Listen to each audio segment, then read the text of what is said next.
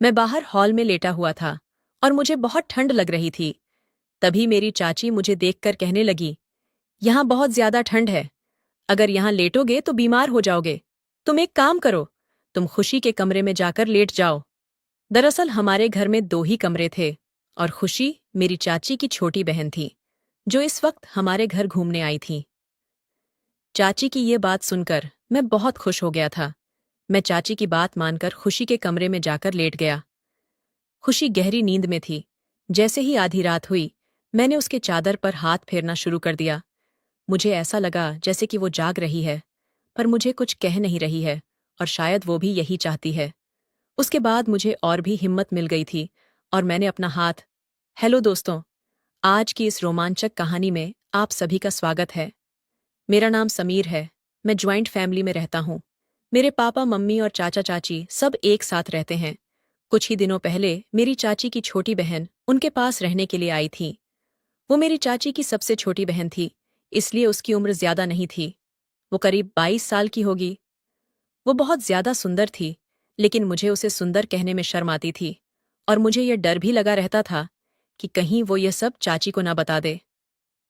मेरे चाचा और पापा दुकान और खेती बाड़ी का काम देखते थे और मेरी मम्मी और चाचा घर पर ही रहती थीं। मेरी चाची का एक बेटा भी था, जिसका नाम शिखर है और उसकी उम्र 6 साल थी। एक रोज की बात है, हम सब बैठकर खाना खा रहे थे। तभी चाची ने मुझे बताया कि शिखर का जन्मदिन आने वाला है और उस पार्टी में उन्होंने अपने मायके वालों को भी इनवाइट किया है। ये सुनकर मैं बहुत खुश हो गया था। मैंने चाची से पूछा, तो फिर कौन कौन आ रहा है? उन्होंने कहा, मम्मी पापा की तबीयत ठीक नहीं है, तो शायद वो दोनों नहीं आ पाएंगे। पर खुशी यहाँ आने के लिए बेकरार है।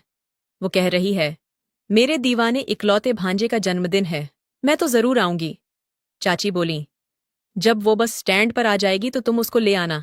मैंने उसे तुम्हारा नंबर दे दिया है, वो यहाँ पहुंचते ही तुम्हें फोन कर देगी। चाची की बात सुनकर मैं 7वें आसमान पर था।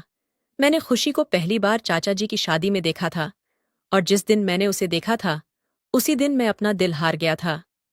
खुशी उस वक्त एक भोली भाली सी लड़की लगती थी और अब तो वो खूबसूरत और जवान महिला हो चुकी होगी।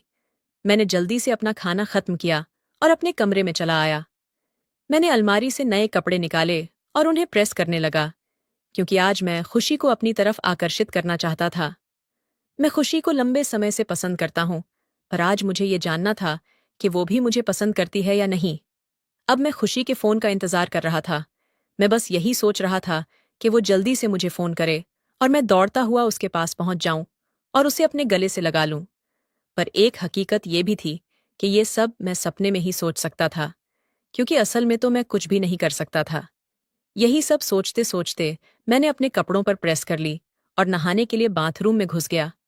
वैसे मैं कभी भी अपना फोन बाथरूम लेकर नहीं जाता था, पर आज खुशी की वजह से मैं अपना फोन बाथरूम में लेकर गया था, ताकि समय से उसका फोन उठा सकूं।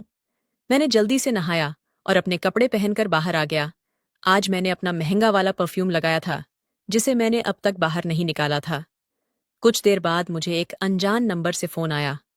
मैं समझ चुका था कि यह किसका नंबर है, क्योंकि इस वक्त खुशी के अलावा मुझे और कोई फोन नहीं कर सकता था। मैं जल्दी से फोन उठाया और मेरे कुछ बोलने से पहले ही सामने से एक मीठी सी आवाज आई, क्या आप समीर बोल रहे हो?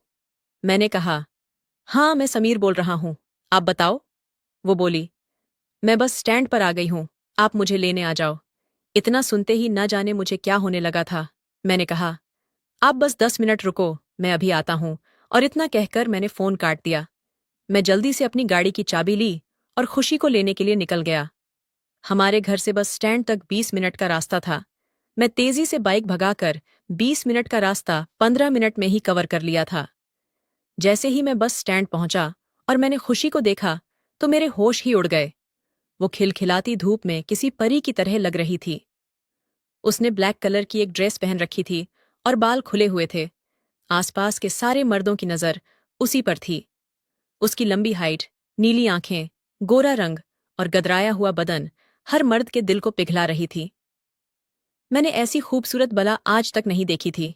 मैं जल्दी से उसके पास पहुंच गया और बस उसे ही देखता रहा। वो दूध से भी ज्यादा सफेद थी।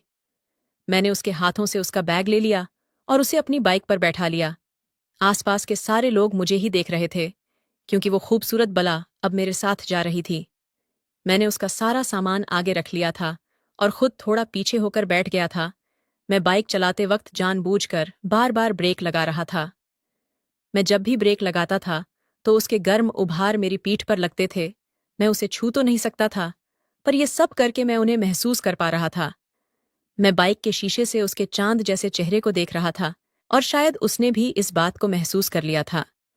मैं बाइक इतनी धीरे चला रहा था कि साइकिल वाले लोग भी मुझसे आगे निकल रहे थे, पर मुझे इन सब बातों से कोई मतलब नहीं था, क्योंकि मैं अपनी खुशी को लेकर जा रहा था। मैं उसके साथ ज्यादा से ज्यादा समय बिताना चाहता था, इसलिए मुझे धीरे जाने में भी खुशी मिल रही थी। आखिर थोड़ी देर बाद वो मुझसे बोली, समीर, इससे अच्छा तो मैं पैदल ही घर चली जाती। मैंने मजाक में उससे कहा, मैंने कुछ ही दिनों पहले ड्राइविंग सीखी है, इसलिए अभी थोड़ा डर लग रहा है। मेरी बात सुनकर वो हंसने लगी। वो हंसते हुए और भी ज्यादा खूबसूरत लग रही थी, और इसी तरह बातें करते करते हम दोनों घर पहुंच गए। चाची अपनी बहन को देखकर बहुत ज्यादा खुश हो गई थीं। उन्होंने खुशी को देखकर उसे अपने गले लगा लिया। शिखर भी अपनी मौसी को देखकर बहुत ज्यादा खुश हो रहा था। अगले दिन शिखर का जन्मदिन था, और हमने अपने घर में एक छोटी सी पार्टी रखी थी। इस पार्टी में हमने अपने रिश्तेदारों को नहीं बुलाया था, लेकिन गांव के सभी दोस्तों को बुलाया था। रात में पार्टी शुरू होने वाली थी, और सब अपने मनपसंद के कपड़े पहन रहे थे, पर मैं चाहता था कि खुशी पहले तैयार हो जाए, ताकि मैं उसके साथ मैचिंग कपड़े पहन सकूं। कुछ देर बाद खुशी तैयार होकर बाहर निकली, और उसने रेड कलर का सूट पहन रखा था। उस सूट में वो बहुत हसीन लग रही थी। मैंने जैसे ही देखा कि खुशी ने लाल रंग का सूट पहना है, मैं तुरंत बाजार गया और अपने लिए लाल रंग की शर्ट ले आया।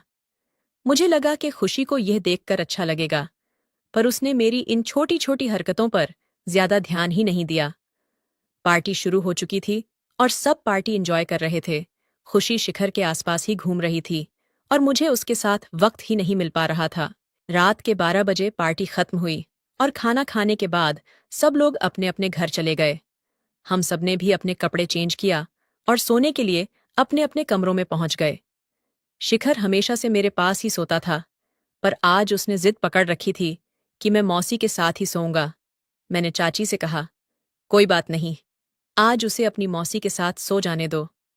खुशी और शिखर को मेरे कमरे में लेट जाने दो, और मैं बाहर हॉल में सो जाऊंगा। इसके बाद शिखर और उसकी मौसी मेरे कमरे में मेरे बेड पर लेट गए। मैं थोड़ी देर बाहर टहलने के लिए चला गया, और वापस आकर हॉल में ही सो गया। बाहर बहुत ज्यादा ठंड थी, फिर भी मैंने सोचा कि किसी को डिस्टर्ब नहीं करूंगा।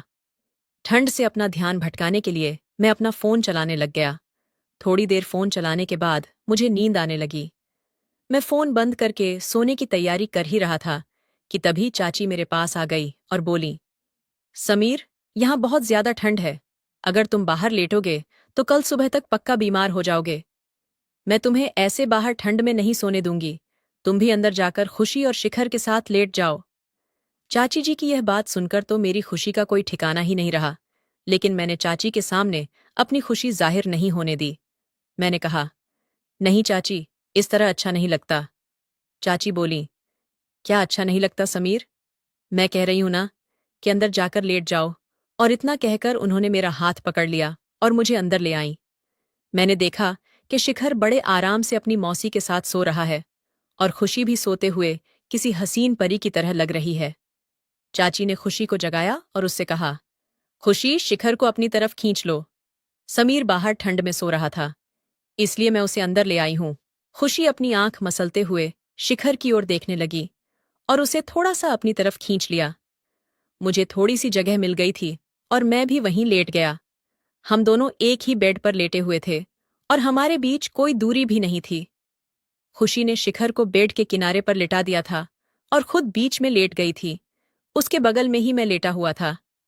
मैंने कमरे की लाइट बंद की और खुशी के बगल में आकर लेट गया। मैं सोने का नाटक करने लगा, क्योंकि खुशी के बगल में रह के मुझे नींद कैसे आ सकती थी। मेरा मन तो उसके साथ शरारत करने के लिए कह रहा था, लेकिन मैं चाहता था कि अगर उस शरारत की शुरुआत खुशी करेगी तो मजा ही आ जाएगा। कुछ देर लेटे रहने के बाद मैंने महसूस किया कि किसी ने मेरे पैरों की उंगलियों को छुआ है। मैं समझ गया था कि ये पैर खुशी के ही हैं, क्योंकि शिखर तो किनारे लेटा हुआ है। जैसे ही खुशी ने मेरे साथ ये हरकत की, मेरे पूरे बदन में हलचल सी पैदा हो गई। मैं खुद पर काबू रखने की कोशिश कर रहा था, पर हो नहीं पा रहा था। वो बार बार मेरे पैरों की उंगलियों को छू रही थी और मेरे शरीर में सिहरन सी हो रही थी। ये सब मुझे बहुत अच्छा लग रहा था। मैंने अपने जज्बातों को काबू न रखते हुए अपना हाथ खुशी की चादर पर रख दिया। मैंने ये सब इस तरह से किया था कि उसे ऐसा लगे कि मैं नींद में हूं। कुछ देर बाद मैंने हाथ उसके हाथ पर रख दिया, पर अचानक से न जाने क्या हुआ, उसने मुझे लगे लगा लिया। जैसे ही उसने मुझे गले लगाया, वैसे ही मेरे पूरे शरीर में करंट दौड़ गया। पर फिर भी मैं खुद पर काबू रख रहा था, क्योंकि मैं चाहता था कि पहली हरकत खुशी ही करे। पर कुछ देर बाद वो भी खुद पर काबू नहीं कर पाई और हरकत कर बैठी। उसके बाद मैं भी अपने सारे होश खो बैठा। खुशी ने मुझे वो सुख दिया था जिसका मैं बेसब्री से इंतजार कर रहा था। मुझे खुशी ने सबसे बड़ी खुशी दे दी थी। हम सारी रात एक जगह सोते रहे और अगले दिन उसे वापस अपने घर जाना था। मैंने जैसे तैसे करके चाची को मना लिया और खुशी को 1 हफ्ते के लिए रोक लिया। हम दोनों ने 1 हफ्ते तक बहुत मजे किए और उसके बाद वो अपने घर चली गई। मैं खुशी को भूल नहीं पा रहा था, क्योंकि कुछ ही दिनों में खुशी ने मुझे वो सुख दिया था जो मुझे आज तक नहीं मिला। मैं हमेशा के लिए उसे अपना बनाना चाहता था। इसलिए मैंने चाची के परिवार से हमारी शादी की बात कर ली।